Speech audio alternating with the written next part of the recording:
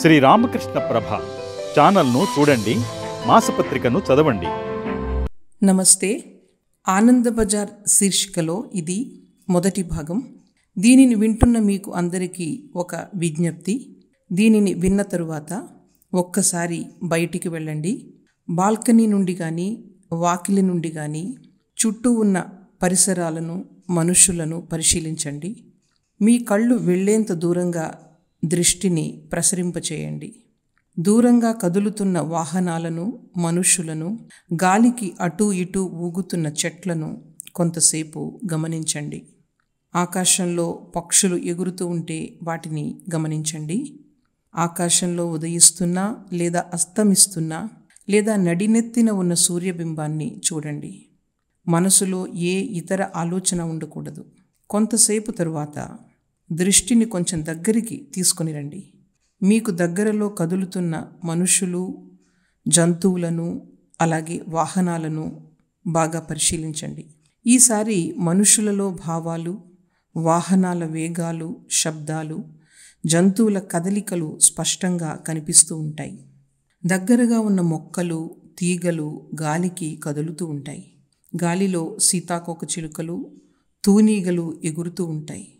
మీ చుట్టూ మీ దృష్టిని ప్రసరింపచేస్తే చిన్న కీటకాలు, చీమలు కొన్ని నెమ్మదిగా, కొన్ని హడావిడిగా కదులుతూ కనిపిస్తాయి. ఇలా కొంతసేపు గడిచిన తరువాత కళ్ళు మూసుకోండి. నెమ్మదిగా మనసులోనికి ఏవేవో ఆలోచనలు రావడం మొదలు పెడతాయి.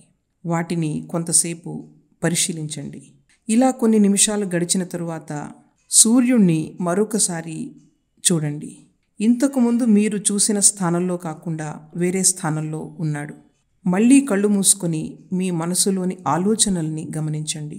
మీకు బయట, లోపల నిరంతరంగా ఏదో కదలిక, అవునా కదా? బయట ప్రకృతిలో కదలిక, లోపల ఆలోచనల రూపంలో కదలిక. కదులుతున్న మనుషులందరికీ ఒక్కొక్కరికి ఒక్కొక్క లక్ష్యం. కొందరు ఇంటికి, కొందరు కార్యాలయాలకి, కొందరు దుకాణాలకి, ఇలా ఒక్కొక్కరికి ఒక్కొక్క గమ్యం. మనసులో వస్తున్న ఒక్కొక్కరి ఆలోచనలకు ఒక్కొక్క గమ్యం. మనకు లోపల బయట నిరంతర కదలిక. ఈ నిరంతర కదలిక, ఈ ప్రయాణం ఎందుకు? ఈ ప్రయాస దేనికోసం? ఆలోచిస్తే అర్థమవుతుంది. ఈ ప్రయాణం, ఈ ప్రతి కదలిక దుఃఖం నుండి దూరం కావడానికి, కష్టం నుండి దూరం కావడానికి, అలజడి నుండి దూరం కావడానికి. ఈ ప్రతి కదలిక సుఖం కోసం, ఆనందం కోసం. కోరినవన్నీ పొందడం ద్వారా, ఆస్తులను, అంతస్తులను పెంచుకోవడం ద్వారా, నలుగురికి మంచి పనిని చేయడం ద్వారా, ఇలా రకరకాల మార్గాల ద్వారా ఆనందాన్ని పెంచుకోవడానికి మనం ప్రయత్నం చేస్తూ ఉంటాం. దీనిని మన పూర్వీకులైన ఋషులు ఎంత స్పష్టంగా చెప్పారో చూడండి.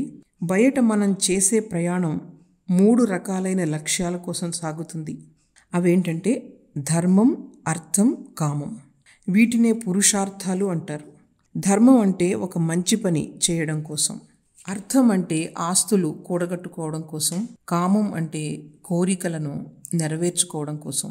ఉదాహరణకు ఏదైనా ఒక హోటల్కి పకోడీ తినాలనే ఉద్దేశంతో వెళ్తూ ఉన్నప్పుడు కామ పురుషార్థం కోసం మనం వెళ్తున్నట్టు. వ్యాపార నిమిత్తం ఏవో సరుకులు సరఫరా చేయడానికి ఆ హోటల్కి వెళ్తే అది అర్థ పురుషార్థం కోసం.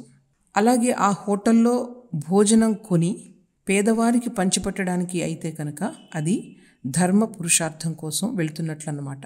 ఈ 3 మార్గాలలోనూ దుఃఖం, సుఖం కలిసి వస్తాయి. రుచికరమైన పకోడీ తిన్నప్పుడు ఆనందం కలిగిన అందులో ఉండే కల్తీ నూనె వగైరా ప్రత్యక్షంగా లేదా పరోక్షంగా మనకు హాని చేయవచ్చు. ఆ పకోడీ తినడంలో ఉండే ఆనందంలో అనారోగ్యం రూపంలో ఉండే దుఃఖం అంతర్లీనంగా ఉంటుంది. ఇకపోతే హోటల్కి సరుకులు సరఫరా చేసి సంపాదించిన డబ్బు ఉండవచ్చు, పోవచ్చు. సరుకులు కూడా ఒక్కొక్కసారి నష్టపోవచ్చు. ఇతర వ్యాపారస్తుల చేతిలో మోసపోవచ్చు. అలాగే ధర్మ మార్గంలో కలిగే ఆనందం ఎక్కువైనా కానీ అక్కడ కూడా దుఃఖం తప్పదు. హోటల్ నుండి కొని ఎవరికైతే మీరు భోజనం పెడుతున్నారో వాళ్ళే మిమ్మల్ని నిందించవచ్చు. ఇలా బాహ్య ప్రపంచంలో ప్రతి వస్తువు ఇచ్చే సుఖంలో దుఃఖం అంతర్లీనంగా ఉంటుంది.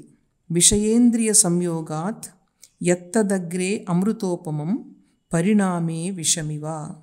విషయ వస్తువుల సంయోగం వలన ముందుగా సుఖం అనిపించిన క్రమేణా దుఃఖంగా మారుతుంది. అందుకే మన లక్ష్యం బయటే ఉన్నంత వరకు మనం ఎంత ప్రయత్నం చేసినా దుఃఖాన్ని నివారించలేము. సుఖం దుఃఖం ఈ వలయంలో తిరుగుతూనే ఉంటాం. దీనినే సంసార చక్రం అంటారు. ఈ నిరంతర ప్రయాణానికి అంతం ఉందా? ఉంటే ఎక్కడా? ఆలోచిద్దాం. తర్వాత భాగంలో ఈ విషయాన్ని తెలుసుకుందాం. నమస్తే.